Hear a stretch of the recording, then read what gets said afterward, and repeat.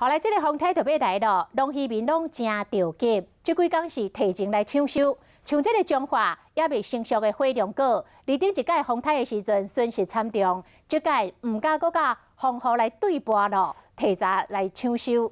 抑搁这个菱茎啊，惊风吹，嘛是也未熟，就甲挽落来做菱茎瓜。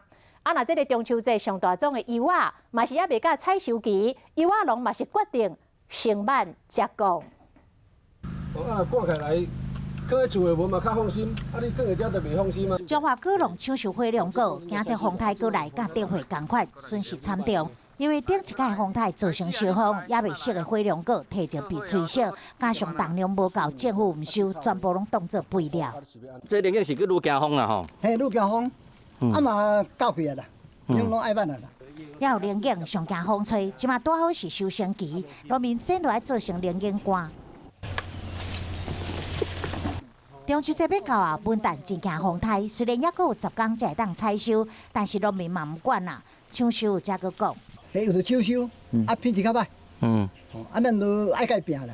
本林的柚仔农嘛是同款，无风台寻惊贼啦，即马风台要来啊，无分即时也是暗时紧采收。风台要来吼，啊你即马大家拢排工排袂着，你知无？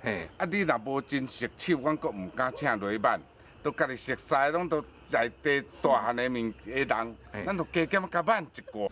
另外，惊风台也阁有渔民，蚵仔农利用好天气，赶紧出海抢收，甲蚵仔船运倒来，一夜奔波，甲希望甲损失降到上低。